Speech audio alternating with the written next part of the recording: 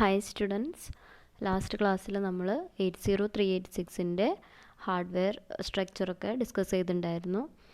ഇന്ന് നമ്മൾ പുതിയ ടോപ്പിക്കാണ് ഡിസ്കസ് ചെയ്യുന്നത്. ഓക്കെ, അതായത് മോഡ് ഓഫ് ഓപ്പറേഷൻ 80386ൻ്റെ രണ്ട് മോഡ്സ് ഓഫ് ഓപ്പറേഷൻസ് ആണ്. സോ നമുക്ക് ക്ലാസ് സ്റ്റാർട്ട് ചെയ്യാം. Okay, the 80386 processor has two operating modes. നമ്മൾ 80386ൻ്റെ രണ്ട് ഓപ്പറേറ്റിംഗ് മോഡ്സ് ആണ് ഇവിടെ പറയുന്നത്. ഹാസ് ടു എന്നാണ് കേട്ടോ, അവിടെ TWO എന്നാണ്. ഓക്കെ, അപ്പം രണ്ട് ഓപ്പറേറ്റിംഗ് മോഡ്സ് ആണ് എന്തിനുള്ളത്, 80386നുള്ളത്. First one real mode operation, second one protected mode operation. Okay, അപ്പോൾ ഈ രണ്ടും ഇനി എന്താണെന്നാണ് താഴെ പറയുന്നത്. First, the 80386 can operate in the real mode as well as in the protected mode. 80386ന് എന്താ രണ്ട് മോഡിലും എന്ത് ചെയ്യാൻ പറ്റും, ഓപ്പറേറ്റ് ചെയ്യാൻ പറ്റും. Okay, on startup in the processor in the real mode, അതായത് ഫസ്റ്റിൽ അത് റിയൽ മോഡിലായിരിക്കും 80386. In the real mode it act as a faster 8086 processor. അതായത് റിയൽ മോഡിലാണ് സ്റ്റാർട്ടപ്പ് എന്ന് പറഞ്ഞു.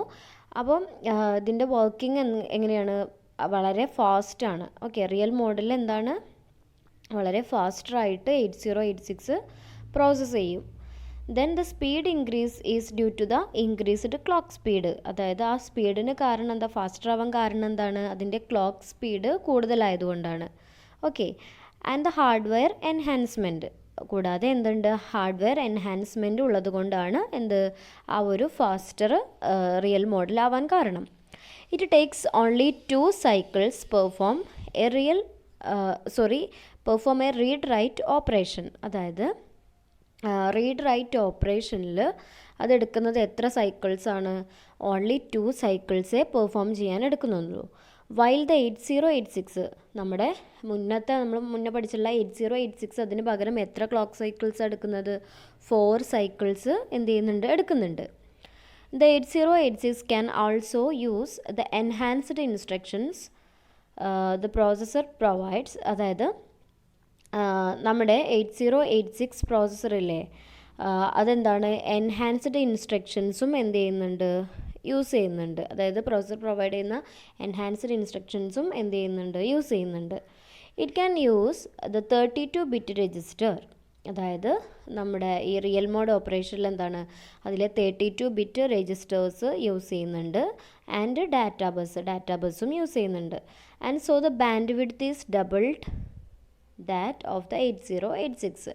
അതായത് നമ്മുടെ ബാൻഡ് വിഡ്ത്ത് എന്ന് പറയുന്നത് എന്താണ്, നമ്മുടെ 8086നേക്കാളും എന്താണ്, ഡബിളാണ് ഇതിൽ, നമ്മുടെ 80386ൽ. Okay, then the main features of real mode is that, main ഫീച്ചേഴ്സാണ് റിയൽ മോഡിലുള്ള, it has access only 1 MB of physical memory. അതായത് ഫിസിക്കൽ മെമ്മറി എത്രയാണ് ആക്സസ് ചെയ്യുന്നത്, 1 MB ആണ്. The register set available in real mode includes all the registers defined.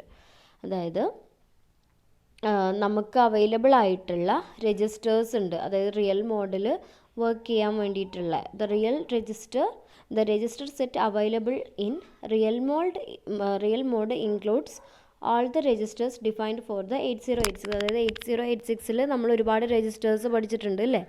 അപ്പോൾ അതെന്താണ്, ഈ 80386ലും എന്താണ്, അതിലെ റിയൽ മോഡിലും എന്താണ്, അവൈലബിൾ ആണ്. Plus the new registers introduced by the 80386. അതുപോലെ തന്നെ അതുകൂടാതെ തന്നെ ഈ നമ്മുടെ 80386ൽ അഡീഷണൽ ആയിട്ട് 2 രജിസ്റ്റേഴ്സൊക്കെ പറഞ്ഞിട്ടുണ്ടായിരുന്നു. അപ്പോൾ അതും കൂടെ എന്താണ്, ഇതിൽ അവൈലബിൾ ആണ്, ഈ ഒരു റിയൽ മോഡ് ഓപ്പറേഷനിൽ അവൈലബിൾ ആണ്.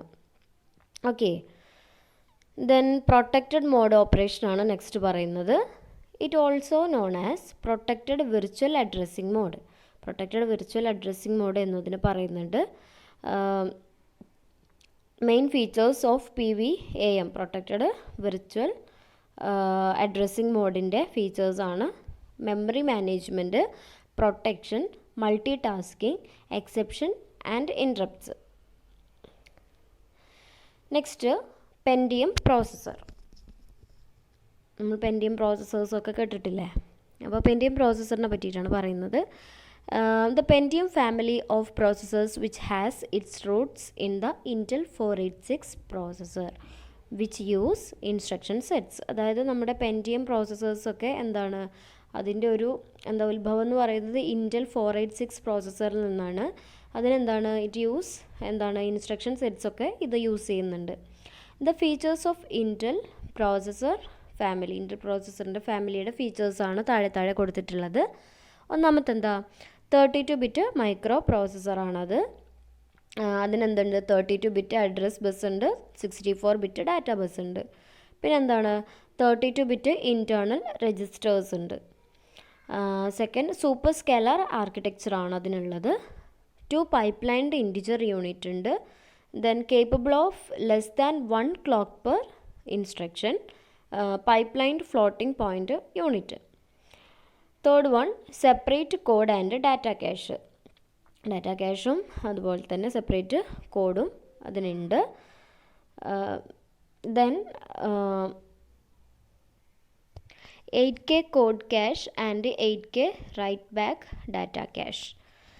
ദെൻ അഡ്വാൻസ്ഡ് ഡിസൈൻ ഫീച്ചേഴ്സ് ഉണ്ട്, ബ്രാഞ്ച് പ്രെഡിക്ഷൻ. ഇനി നമുക്ക് നെക്സ്റ്റ്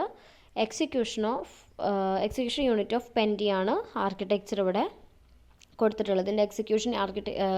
അതിൻ്റെ എക്സിക്യൂഷൻ യൂണിറ്റിൻ്റെ ഡയഗ്രാമാണ് ഇവിടെ കാണിച്ചിട്ടുള്ളത്. ഓക്കെ, അപ്പോൾ അത് നിങ്ങളുടെ ബുക്കിലേക്ക് വരയ്ക്കുക.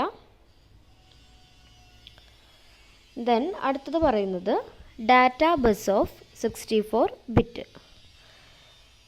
A Pentium processor, the bus band width has doubled the amount of data can be sent or received from more to the memory. അതായത് നമ്മുടെ പെൻറ്റിയം പ്രോസസ്സറിന് എന്തുണ്ട്, ഡാറ്റ ബസ് ബാൻഡ് വിഡ്ത്ത്, അതായത് നമ്മുടെ മെമ്മറിയിൽ നിന്നിട്ട് റീഡിങ്ങും റൈറ്റിങ്ങും ഓപ്പറേഷൻസൊക്കെ നമ്മൾ ചെയ്യാറില്ലേ, നിങ്ങൾ സെൻഡ് ചെയ്യുക അല്ലെങ്കിൽ റിസീവ് ചെയ്യുക, അങ്ങനെ നമ്മൾ മെമ്മറിയിൽ നടക്കുന്ന ഓപ്പറേഷൻസിനൊക്കെ അതിലുള്ള ഡാറ്റ എമൗണ്ടിന് എന്ത് ചെയ്യാണ്, ഈ ഒരു ഡാറ്റ ബസ് എന്ന് പറയുന്നത് ഡബിൾ ചെയ്യാണ്, അല്ലെങ്കിൽ അതിൻ്റെ എമൗണ്ട് എത്ര ബിറ്റാണെന്നുള്ളത് അതിൻ്റെ ആ ഒരു ഫ്രീക്വൻസി കൂട്ടുകയാണ് ഇവിടെ ചെയ്യുന്നത്, ബാൻഡ് വിഡ്ത്ത്. ഓക്കെ, അതാണ് ഡാറ്റ ബസ് ഇവിടെ ചെയ്യുന്നത്. ദെൻ സൂപ്പർ സ്കെലാർ ആർക്കിടെക്ചർ എന്താ, Pentium is a superscalar processor which is pipelined. Then the super scalar means it has more than one execution unit. Super scalar എന്ന് പറഞ്ഞാൽ അതിന് ഒന്നിൽ കൂടുതൽ execution unit ഉണ്ട്. There are 2 integer execution unit called U and V. ആ ആർക്കിടെക്ചറിൽ നോക്കിയാൽ നിങ്ങൾക്ക് മനസ്സിലാവും execution unit U and V എന്ന് പറഞ്ഞിട്ട്. അതെന്തിനു വേണ്ടിയിട്ടാണ്, the U and V pipes ആണുള്ളത്. യു പൈപ്പ് എന്തിനു വേണ്ടിയിട്ടാണ്, മോർ കോംപ്ലെക്സ് ഓപ്പറേഷൻസ് ഒക്കെ പെർഫോം ചെയ്യാൻ വേണ്ടിയിട്ടാണ്. Okay, then faster floating point unit എന്തിനാ, the floating point unit has been completely redesigned over the Intel 486 CPU.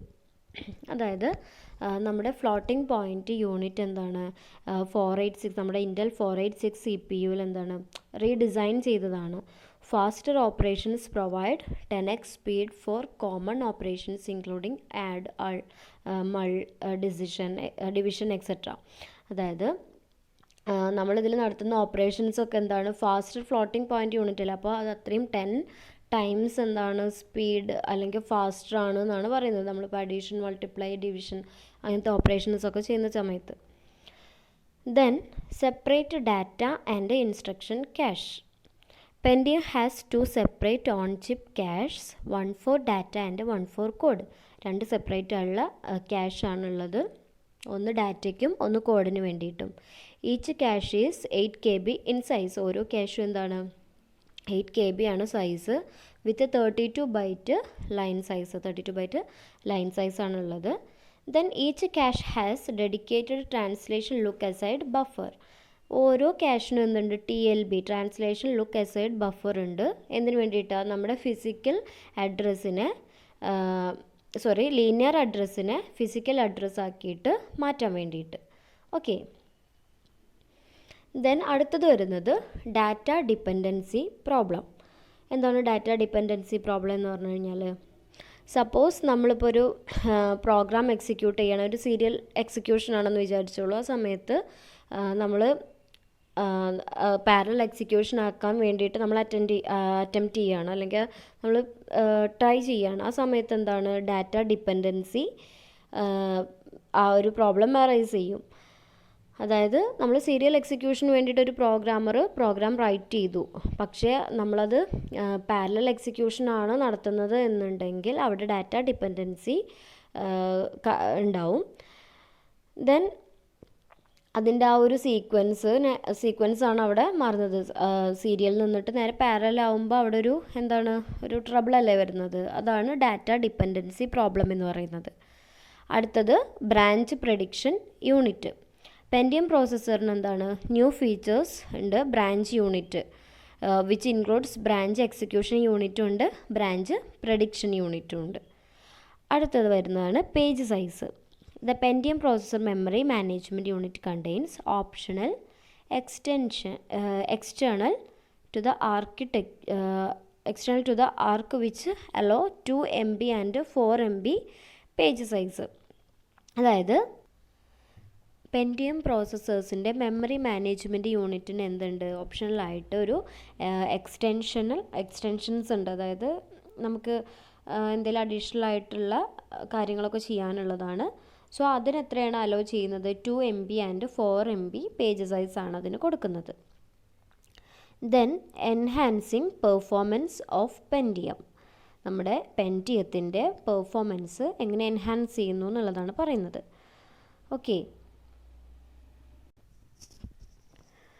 The performance is calculated in terms of, അവിടെ നിങ്ങൾ calculated എന്ന് കൊടുത്താൽ മതി കേട്ടോ പേര്.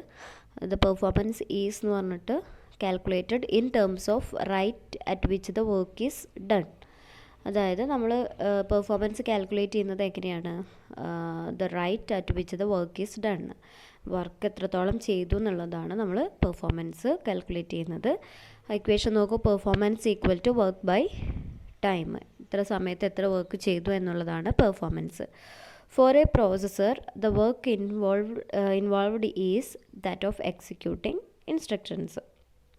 അതായത് ഒരു പ്രോസസ്സർ വർക്ക് ചെയ്തു എന്നുള്ളത് എങ്ങനെയാണ്, അത് എത്ര ഇൻസ്ട്രക്ഷൻസ് എക്സിക്യൂട്ട് ചെയ്തു എന്ന് കണക്കാക്കിയിട്ടാണ് അല്ലേ. അതുകൊണ്ട് തന്നെ the speed of execution is equivalent to performance. അതുകൊണ്ട് തന്നെ സ്പീഡ് എന്താണ്, ആ ഒരു പെർഫോമൻസിൻ്റെ ഈക്വലൻ്റ് ആയിരിക്കും. ഓക്കെ,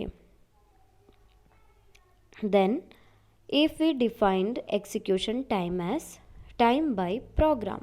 ഇപ്പോൾ നമ്മൾ ടൈം ബൈ പ്രോഗ്രാം എന്നാക്കി നമ്മൾ എക്സിക്യൂഷൻ ടൈം ഡിഫൈൻ ചെയ്യുകയാണെന്നുണ്ടെങ്കിൽ then the aim of designing more advanced processor is to reduce the factor time by program. അതായത് നമ്മളുടെ എയിം എന്ന് പറഞ്ഞാൽ ഡിസൈനിങ് മോർ അഡ്വാൻസ്ഡ് പ്രോസസ്സേഴ്സാണ്. അതായത് നന്നായിട്ട് പെർഫോം ചെയ്യുന്ന പ്രോസസ്സേഴ്സ് ഡിസൈൻ ചെയ്യുക എന്നുള്ളതാണ്. ഓക്കെ, എന്തിനു വേണ്ടിയിട്ട്? Is to reduce the factor time per programme.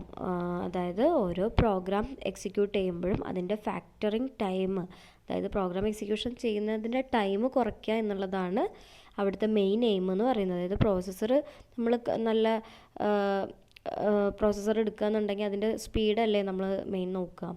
Speed എന്ത് ചെയ്യണം? കുറയണം. Which becomes equivalent to enhancing performance. അതുകൊണ്ട് തന്നെ അതിൻ്റെ പെർഫോമൻസ് എന്ത് ചെയ്യും? എൻഹാൻസ് ചെയ്യും, അതായത് നമുക്ക് ബെറ്റർ ആക്കാൻ പറ്റും. There is a classical equation that relates time by program to the various parameters of program execution. This is called iron law of processor performance. അതിനെ അയേൺ ലോ എന്ന് പറയും. ഇറ്റ് സ്റ്റേറ്റഡ് ആസ്, എന്താണ് iron law പറയുന്നത്? 1 by performance equal to time by program equal to instructions by program into cycles by instruction into time by cycles. Okay, ഇനി അതത്തെ ഓരോ ഫാക്ടേഴ്സാണ് പറയുന്നത്. The factors of iron low are time by cycle. എന്താണ്? The maximum frequency possible to be used is depend on the technology used for the processor. Then അടുത്തത് പറയുന്നത് cycles per instruction ആണ്. എന്താണ്? How many cycles R needed for executing A particular instruction. നമ്മൾ എത്ര cycles per instruction, എത്ര സൈക്കിളാണ് ആ ഒരു ഇൻസ്ട്രക്ഷൻ എക്സിക്യൂട്ട് ചെയ്യാൻ എടുക്കുന്നു എന്നുള്ളതാണ്. Then instructions per program. The factors depend on the instruction set architecture which is defined as the processor as viewed by a assembly program developer. അതായത് ഒരു പ്രോഗ്രാമിൽ എത്ര ഇൻസ്ട്രക്ഷൻസ് ആണ് ഉള്ളത് അത് നമുക്ക് കിട്ടുന്നത് ISA, ഇൻസ്ട്രക്ഷൻ സെറ്റ് ആർക്കിടെക്ചർ, അതതിനെ ഡിപ്പെൻഡ് ചെയ്തിരിക്കും. ഓക്കെ, അപ്പോൾ ഇത്രയാണ് നമ്മൾ എടുക്കുന്നത്. എന്തെങ്കിലും ഡൗട്ട്സ് ഉണ്ടെങ്കിൽ ചോദിക്കുക. Okay, thank U.